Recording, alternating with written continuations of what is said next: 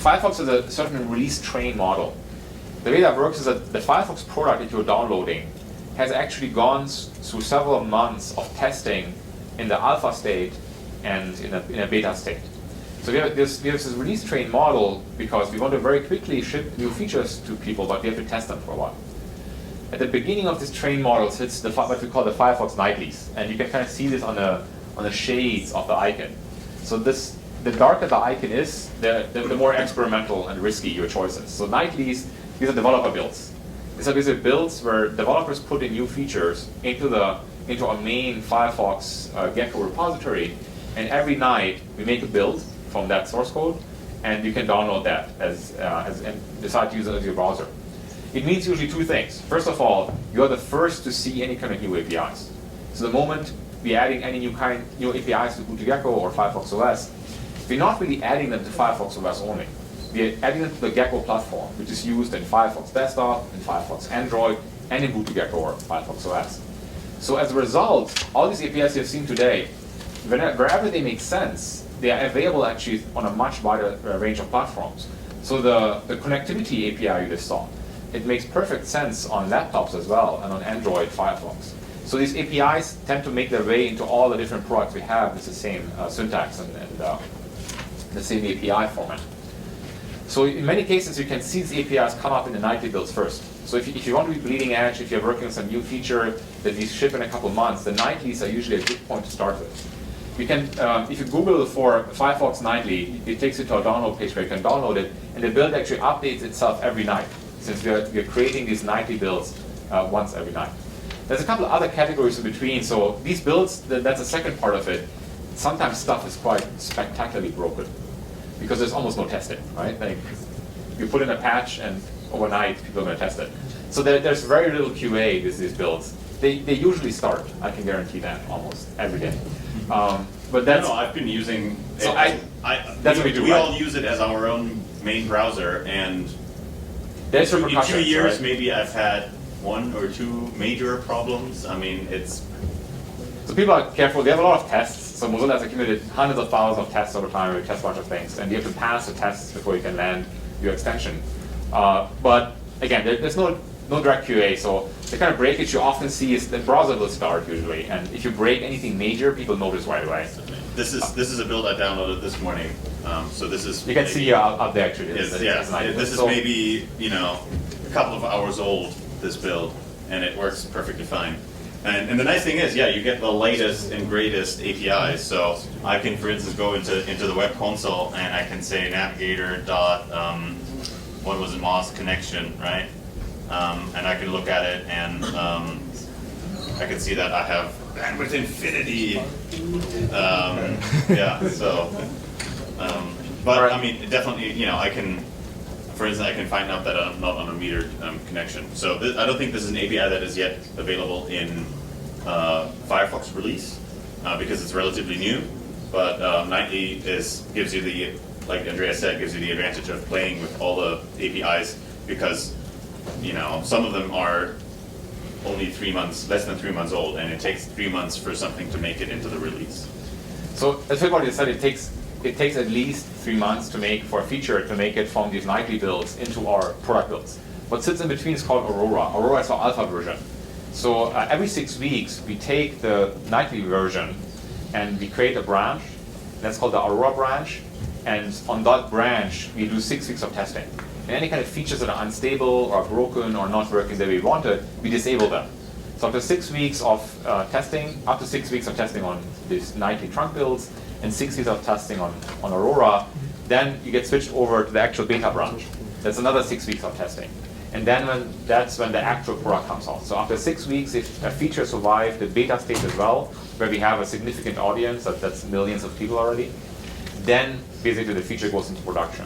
So many of these features, if you look at the nightlies, they're available much earlier. So it's usually like at least 3 or 4 months earlier in nightlies than you see in the product because we have to do this kind of and especially the developer tools. So recently, we've started adding a lot of really useful developer tools, and so a lot of them are only coming out now in Firefox release, but a lot of them, it will take 3 months. So for anybody who wants to get started now, and some of these tools we'll talk about in a minute.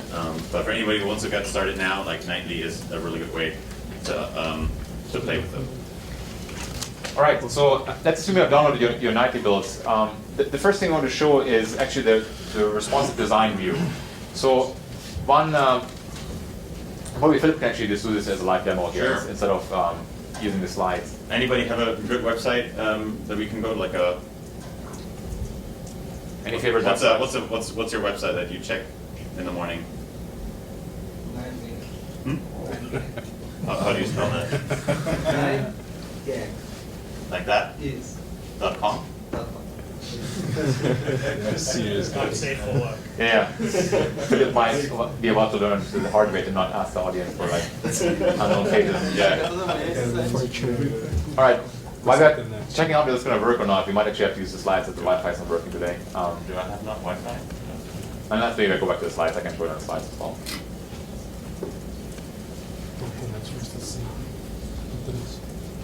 It says it's connected.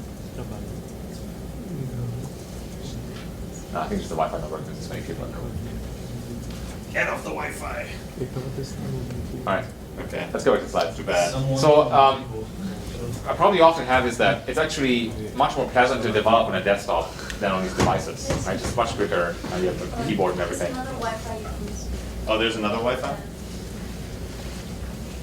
A lot of Android phones. What's the Wi-Fi?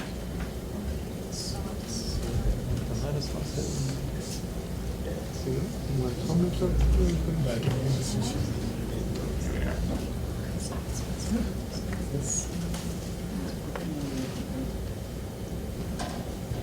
Nope. Let's just use the slides.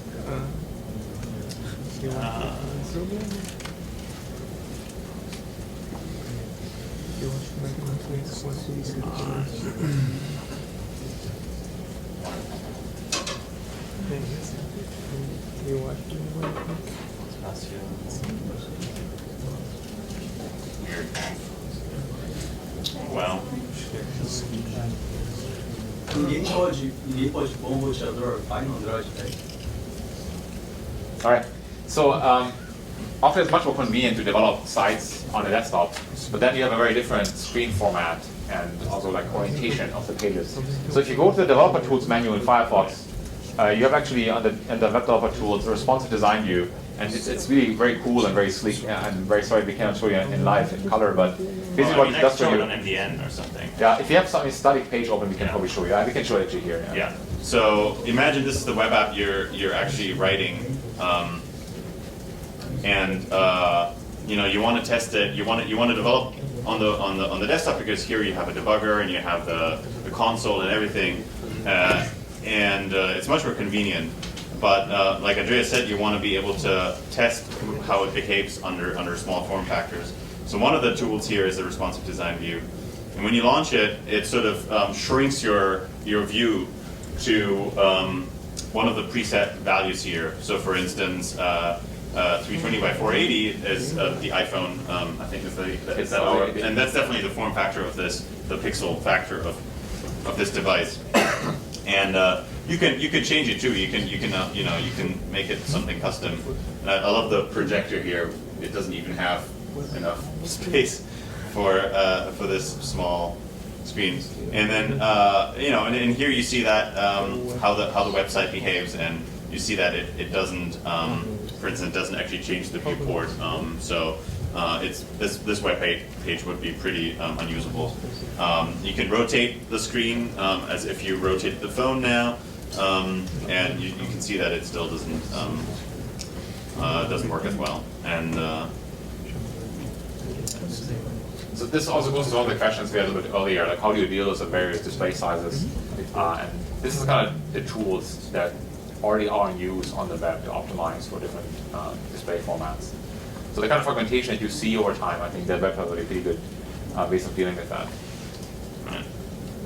And now you could like drop into the style editor and see what changes you need to make to the CSS to fix it and to make the web page behave nicely under like a small layout, under a small viewport size. All right, so this basically works for the most basic set of APIs. So if you're making a web app that really just uses standard capabilities of the web, using the responsive design view and the ability of the browser to actually do offline caching and these things, should be already be sufficient for you to make your web apps. Now the next step up is to actually use the Boot2Gecko developer environment. So we have, since we are shipping products across desktop and mobile, we have a kind of a build that's this thing in between. So Firefox is actually a piece of software that uses the web engine Gecko, and it adds some desktop user interface on top of it. And we have these Boot2Gecko builds that are basically a desktop Firefox Gecko build, but they add some minimal UI so you can run them actually on different desktop operating systems. And then inside this Boot2Gecko web environment, you can launch the actual Gaia user experience. So this is a more faithful emulation of the device because these Boot2Gecko builds have all the APIs enabled, some of which don't really make sense on a Firefox desktop. The settings API, for example, is disabled in Firefox desktop builds because there's no really meaningful settings in a web browser that you can access. They only make sense if you have a full device under the control of the web stack. So if you want to access the settings API or test an application that uses the settings API, then you have to do the second step where you actually use the Boot2Gecko binaries. So instead of downloading Firefox, what you do is you download the Boot2Gecko executables, and you can, to find them, do the same thing because you just go to our FTP directory. If you ever forget this name, you can just Google for Boot2Gecko and Mozilla. You should take you to the same page where you can download this. So this is basically an executable file for whatever platform you prefer to use. And once you download this and you start it, it opens an empty black HTML5 canvas. So the next thing we have to do now is to actually download the Gaia source code and build a Gaia system so we can load it inside this frame. I can show this. So I've got the B2G app right here. So this is what I downloaded. So basically what I did was I went to this page, which was the link that we just showed, and here's the different builds. So if you have a Linux system, you download this file. I have a Mac, so I downloaded this file.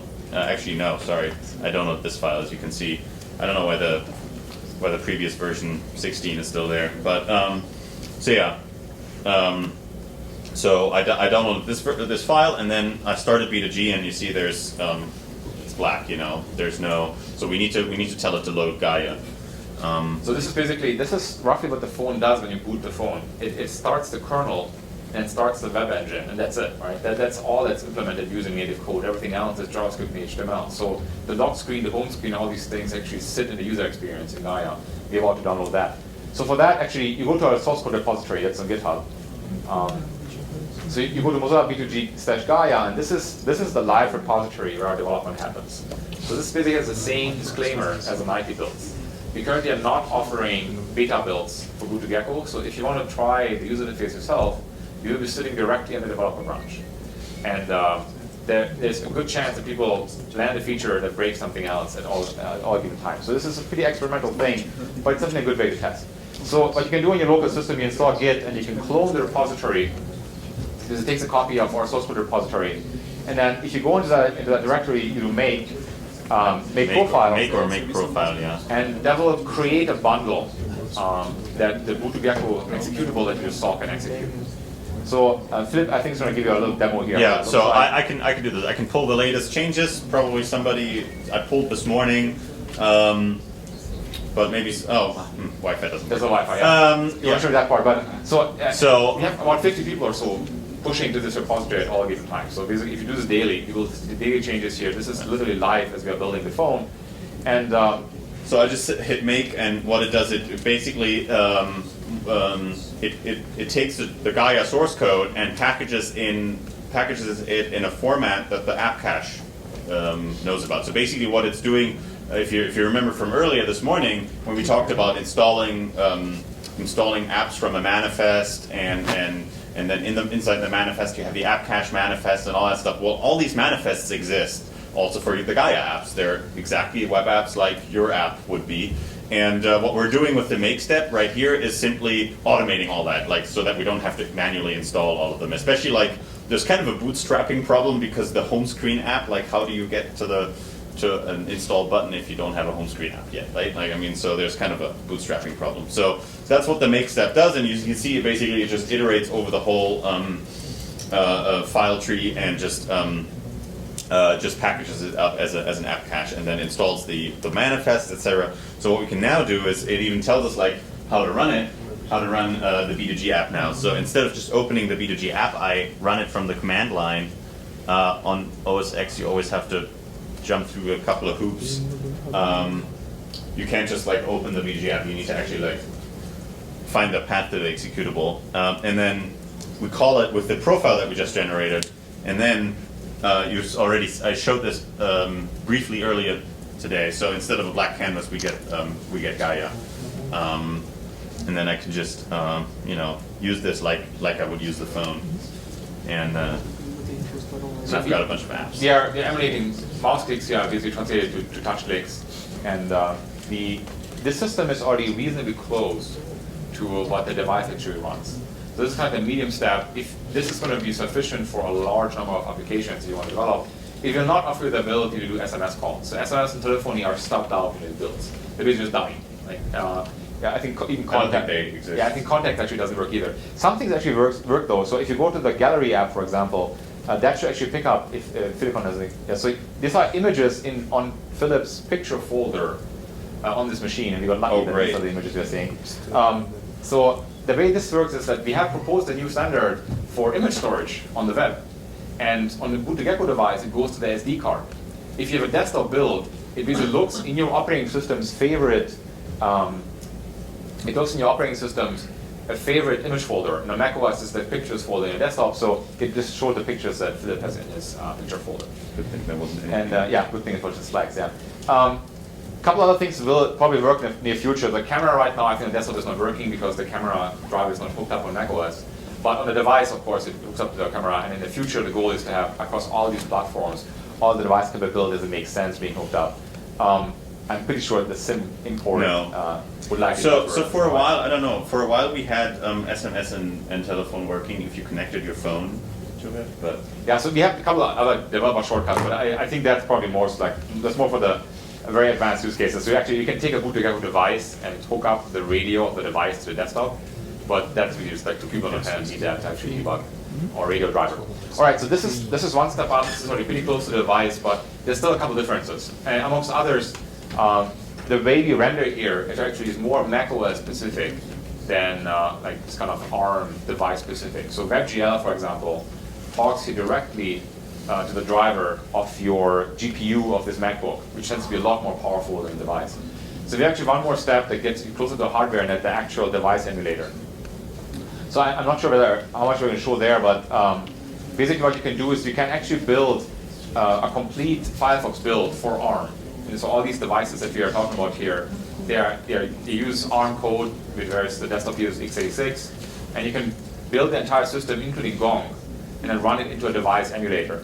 And if Philip has that working, he can probably show it here. Yeah, yes, and in fact it also shows the exact same rendering bug that I was seeing earlier today on the phone, which is basically proof for the fact that this actually emulates. I mean, it looks the same. It's a window with Gaia in it, or parts of Gaia. But the difference here is this is the B2G app, and it's basically a macOS app, B2G.app, right? And there's no emulation. It's an x86 app, etc., etc. And just close this. This is actually the Android emulator. So the Android emulator is nothing but just simply an ARM emulator. It emulates an ARM CPU and a bunch of devices. And so it can just, if it can emulate an ARM Android phone, it can also emulate an ARM B2G phone, as it turns out, or FirefoxOS phone. And I'm trying to see if I can. I have a newer build on these phones now. So what we can do now is. We can unlock the screen here, and you see it's much slower because it's emulated.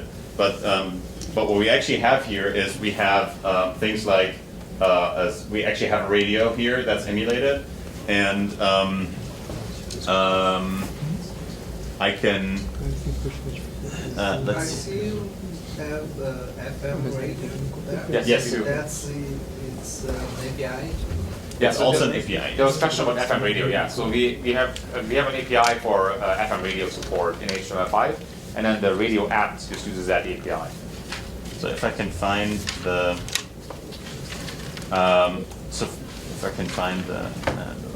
here. So for instance, I can telnet into the control port of this emulator. And I can now say, for instance, GSM voice, I think, let's see. I have to look this up. Oh, there is no Wi-Fi. Great. Let's see if I can remember.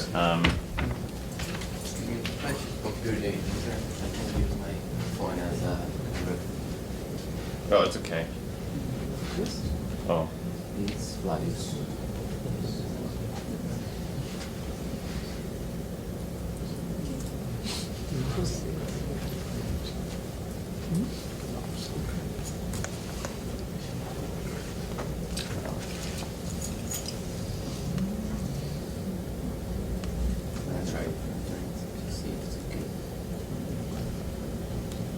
Here we go. This is the right. I had the wrong port. So for instance, I can say, oh Jesus. For instance, I can simulate an incoming call.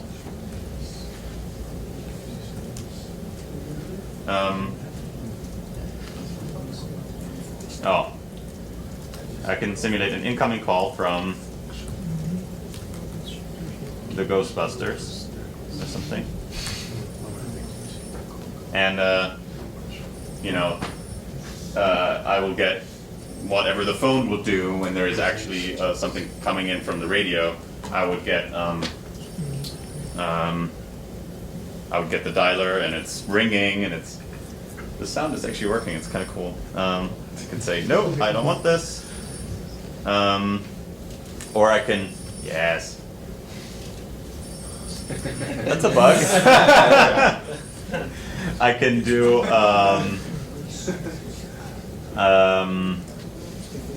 so I can send an SMS, for instance.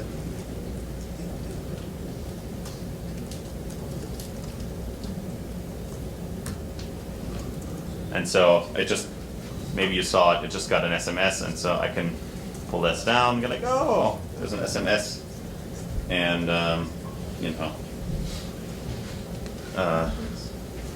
read that SMS. So this emulates basically almost a complete device. There's things it doesn't emulate, like Bluetooth. I think you can fake geolocation. You can fake a lot of things about the radio. There's some things about the radio you can't fake. But there's basically, you get the full device. And most importantly, what Andreas was saying is we use the exact same Gecko rendering stack that you use on the device. So this is the exact same ARM code with the ARM JIT. So if you're seeing something on the device, you will probably see it in the emulator or the other way around. So this is the Android emulator, and Yes. just to get the Android emulator, so you can compile GR and run on the Android emulator. Yeah, so Right. So the question was, whether this was the ARM emulator, which is correct, the Android emulator. So this is simply the Android emulator. What I did was I installed the Android SDK on my Mac, and then right now, unfortunately, we don't support compiling the B2G emulator images on Mac.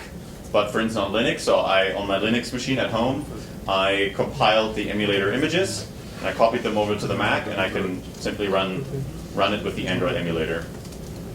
Yeah. all right, so this already, at this level, basically, you can already debug and develop most parts of the system itself. So, for example, since we have checked out the source code of Gaia, you can actually go to that source code now. If you don't like the way the home screen works, you can start changing the home screen. If you think that you can make a better camera app than we have, then you don't have to start from scratch. You can simply take the source code of our camera app, which is all of Gaia's licensed on Apache. You can start modifying that. You can change it. You can make a new version of Gaia. You can upload it into your emulator. So with this, you can very easily start changing really core parts of the system, not just the core apps, but literally core parts of the system itself. If you don't like the way notifications work, you can change all of that. Or if you don't like the way the dialer works, I don't like the way that dialer works. you can start kind of hacking on the dialer. So I think Philip is going to do something there. I don't like the dialer. I'm gonna say font size 10 pixels. That is not enough. Let's say 100 pixels. That's going to look really good. Yeah. Just as not the phone. Pardon? Where's my just the phone? Yeah. Those will be very big keys to press. Yeah. All right. So while Philip does that, there's one more thing I want to talk about here in the devices part of the talk. So one thing that the only step up from here, basically, once you emulate the device, is to actually have physical devices. And we have a lot of requests where people want to have developer phones. And that's actually somewhat of a tricky problem for us. If you look at a traditional phone environment, like pick any manufacturer you want, and they're developing the newest and greatest phones they're making, they will not give you a couple of months before the phone launches a developer phone to play with it, right? Because these are device manufacturers. These are devices they're making. They're trying to differentiate from their competitors, and they're very secretive about making these devices. On the other hand, here's Mozilla. We are very, very open about everything we're doing. Qualcomm and Telefonica have joined us in this project. We very openly develop these things. You can literally see day by day the progress we have with the user interface. So the way we go about being open and the way the web is open is in a pretty big conflict with the way OEMs work. They tend to be extremely secretive about everything they do. So they're trying to work with our partners to find kind of a happy path in between. So the actual devices that will come out sometime next year, as Telefonica announced, we have developer devices, and some of the things that we show you here are electronic developer devices, but we are limited in giving these devices to people. So the actual developer device that Philip was using here, we cannot give that to anyone. We are on the NDA with some parts of the software on there. And this is related to the fact that the base system, the Gong base system at the bottom of it, contains OEM proprietary code. So that we simply cannot share until the device ships in the market. So what we have done in the past is we have done developer phones where we use the fact that we are based on sort of like the same kernel that Android is based on and the same device drivers. So we can actually take, in some cases, a commercial Android phone that's out in the open market, and we can take that phone, we can take the Linux kernel on it and the device drivers, we can take those off. We delete the Android system, we put back the kernel and the device drivers, we put Gecko on top of that, and then with some tweaks, you get usually an almost functioning phone out of that. That's not how we intend people to experience this phone experience, right? So it's not our goal that you buy an Android phone as a user or a consumer and kind of upgrade to Gecko. That wouldn't be scale. So the way we intend to distribute this to end users or consumers is very traditional. You walk into a Vivo store and buy yourself a phone and it ships with FirefoxOS. But as a developer, it's something that's possible. So in the past, we have used a couple of Samsung phones for this, based on some those particular phones. It worked particularly well, doing this kind of like surgery. We are working right now on a program where we will pick a piece of hardware from an OEM that's currently in the marketplace that is very similar in its hardware capabilities to the phone we're trying to launch here next year. So it will have an HVGA screen, it will have roughly the same CPU and roughly the same GPU. So it's actually a pretty close match to the hardware that we will ship on next year. The only difference is that it currently ships as Android. And we will use these devices, we will post instructions and also offer to strategic partners, we can just give them directly devices we have modified, how to take these devices and how to turn these Android devices where the hardware is very similar to our hardware into developer phones. So this is something that you should stay tuned. We will basically post instructions how to do this if you want to do it yourself. And we'll probably also try to help some people who are not able to get these phones themselves to get these developer phones. This will not be the final hardware as we will ship on. But again, as I said, they will be relatively close.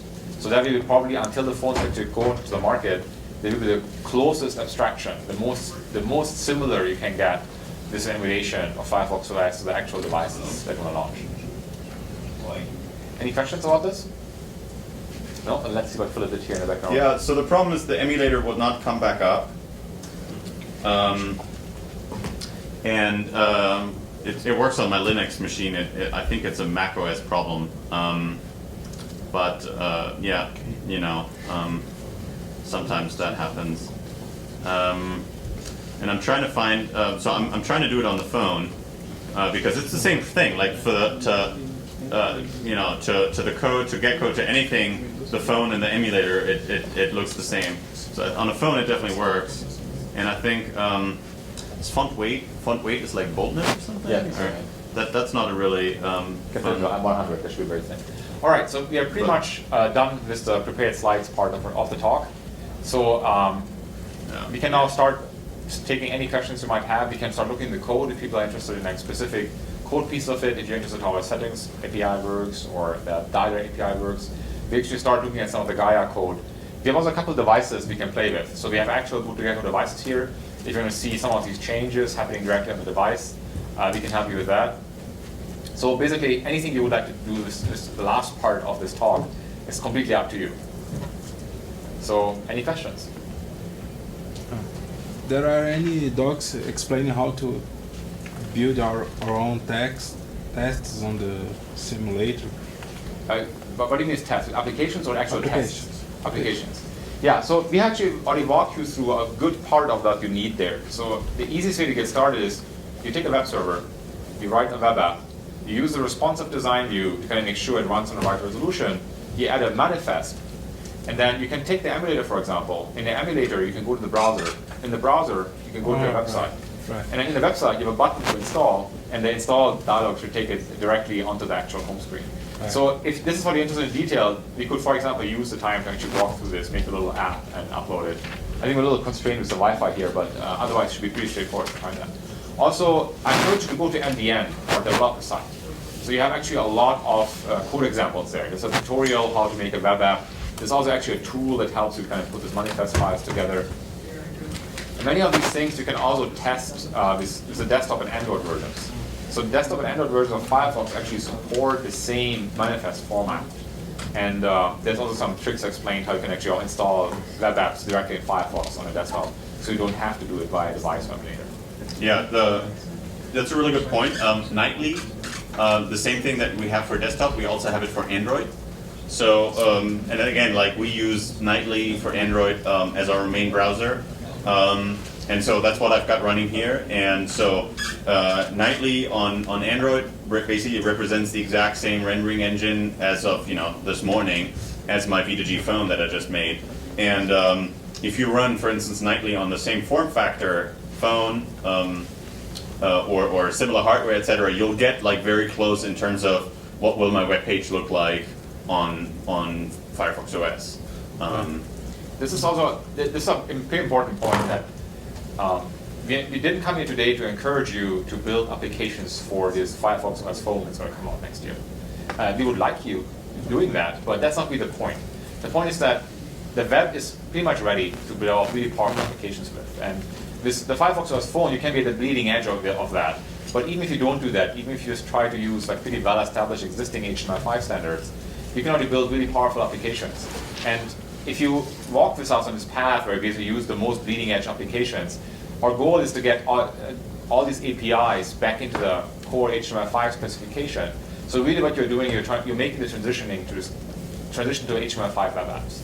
And that's really the main proposal we are trying to make here. This is not about making applications for Firefox OS. This is about making applications for the web. And Firefox OS is right now the best way how you can make mobile or experience mobile applications on the web. But it's clearly also works for other platforms. For Android, for example, we are working on a web runtime that is as similar as we can make it to Firefox OS. And that's intended to be at some point also a commercial product.